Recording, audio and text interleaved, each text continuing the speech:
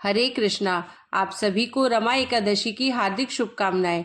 आइए सुनते हैं रमा एकादशी की व्रत कथा। एक समय की बात है, धर्मराज युधिष्ठिर ने भगवान श्री कृष्ण से कहा, हे भगवान, कार्तिक कृष्ण एकादशी का क्या नाम है, इसे करने की क्या विधि है और इसको करने से क्या फल मिलता है, आप मुझे विस्तार पूर्वक बताइए।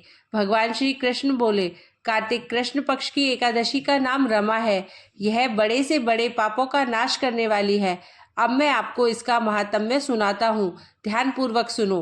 हे राजन, प्राचीन काल में मुचुकुंद नाम का एक राजा था। उसकी इंद्र के साथ मित्रता थी और साथ ही यम, कुबेर, वरुण और विभीषण भी उसके मित्र थे। यह राजा बड़ा धर्मात्मा, विष्णु भक्त और न्याय के साथ राज करता था। उस राजा की एक कन्या थी जिसका नाम चंद्रभागा था। उस कन्या का विवाह चंद्रसेन के पुत्र शोभन के साथ हुआ था। एक समय वह शोभन ससुराल आया। उन्हीं दिनों जल्दी ही पुण्यदायिनी एकादशी रमा भी आने वाली थी। जब व्रत का दिन समीप आ गया तो चंद्रभागा के मन में अत्यंत सोच उत्पन्न हुआ कि मेरे पति अत्यंत दुर्बल है और मेरे पिता की आज्ञा अति कठोर है। दशमी को राजा ने ढोल बजवाकर सारे राज्य में यह घोषणा करवा दी कि एकादशी को भोजन नहीं करना चाहिए। ढोल की घोषणा सुनते ही शोभन को अत्यंत चिंता हुई और अपनी पत्नी से कहा कि हे प्रिय, अब क्या करना चाहिए, मैं किसी प्रकार भी भूख सहन नहीं कर सकूंगा।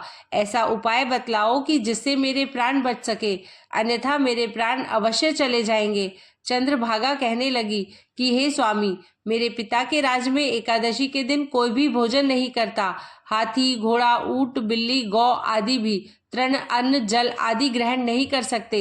फिर मनुष्य का तो कहना ही क्या है। यदि आप भोजन करना चाहते हैं तो किसी दूसरे स्थान पर चले जाइए, क्योंकि यदि आप यहीं रहना चाहते हैं तो आपको अवश्य व्रत करना पड़ेगा। ऐसा सुनकर शोभन कहने लगा कि हे प्रिय, मैं अवश्य व्रत करूंगा, जो भाग्य में होगा वह देखा जाएगा। इस प्रकार से विचार कर शोभन ने व्रत रख लिया और वह भूख व प्यास से अत्यंत पीड़ित होने लगा।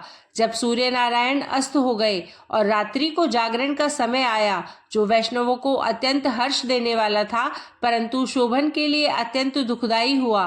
प्रातःकाल होते ही शोभन के प्राण निकल गए। तब राजा ने सुगंधित काष्ठ से उसका दाह संस्कार करवाया, परंतु चंद्रभागा ने अपने पिता की आज्ञा से अपने शरीर को दग्ध नहीं किया और शोभन की अंत्येष्टि क्रिया के बाद अपने पिता के घर में ही रहने लगी। रमा एकादशी के प्रभाव से शोभन को मंदराचल पर्वत पर धन धान्य से युक्त तथा शत्रुओं से रहित एक सुंदर देवपुर प्राप्त हुआ। वह अत्यंत सुंदर रत्न और वैदुर्य मणि जटित स्वर्ण के खंभों पर निर्मित अनेक प्रकार की स्फटिक मणियों से सुशोभित, भवन में बहुमूल्य वस्त्र आभूषणों तथा छत्र व चवर से विभूषित, गंधर्व और अप्सराओं से युक्त सिंहासन पर आरूढ़ ऐसा शोभायमान होता था मानो दूसरा इंद्र विराजमान हो। एक समय मुचुकंद नगर में रहने वाले एक सोम शर्मा नामक ब्राह्मण तीर्थ यात्रा करता हुआ घूमता घूमता उधर जा निकला और उसने शोभन को पहचान कर कि यह तो राजा का जमाई शोभन है, उसके निकट गया। शोभन भी उसे पहचान कर अपने आसन से उठकर उसके पास आया और प्रणाम आदि करके कुशल प्रश्न किया। ब्राह्मण ने कहा कि राजा मुचुकुंद और आपकी पत्नी कुशल से है, नगर में भी सब प्रकार से कुशल है, परंतु हे राजन, हमें आश्चर्य हो रहा है। आप अपना वृतांत कहिए कि ऐसा सुंदर नगर जो न कभी देखा न सुना, आपको कैसे प्राप्त हुआ। तब शोभन बोला कि कार्तिक कृष्ण की रमा एकादशी का व्रत करने से मुझे यह नगर प्राप्त हुआ, परंतु यह अस्थिर है, यह स्थिर हो जाए ऐसा उपाय कीजिए। ब्राह्मण कहने लगा कि हे राजन, यह स्थिर क्यों नहीं है और कैसे स्थिर हो सकता है, आप बताइए, फिर मैं अवश्य में वह उपाय करूंगा। मेरी इस बात को आप मिथ्या न समझिए। शोभन ने कहा कि मैंने इस व्रत को श्रद्धा रहित होकर किया है, अतः यह सब कुछ अस्थिर है। यदि आप मुचुकुंद की कन्या चंद्रभागा को यह सब वृतांत कहें तो यह स्थिर हो सकता है। ऐसा सुनकर उस श्रेष्ठ ब्राह्मण ने अपने नगर को लौटकर चंद्रभागा से सब वृतांत कह सुनाया। ब्राह्मण के वचन सुनकर चंद्रभागा बड़ी प्रसन्नता से ब्राह्मण से कहने लगी कि हे ब्राह्मण, ये सब बातें आपने प्रत्यक्ष देखी है या स्वप्न की बातें कर रहे हैं। ब्राह्मण कहने लगा कि हे पुत्री, मैंने महावन में तुम्हारे पति को प्रत्यक्ष देखा है, साथ ही किसी से विजय ना हो ऐसा देवताओं के नगर के समान उसका नगर भी देखा है। उन्होंने यह भी कहा कि यह स्थिर नहीं है, जिस प्रकार वह स्थिर रह सके सो उपाय करना चाहिए। चंद्रभागा कहने लगी, हे विप्र, तुम मुझे वहां ले चलो। मुझे पतिदेव के दर्शन की तीव्र लालसा है। मैं अपने किए हुए पुण्य से उस नगर को स्थिर बना दूंगी। आप ऐसा कार्य कीजिए जिससे उनका हमारा संयोग हो, क्योंकि वियोगी को मिला देना महान पुण्य है। सोम शर्मा यह बात सुनकर चंद्रभागा को लेकर मंदराचल पर्वत के समीप वामदेव ऋषि के आश्रम पर गया।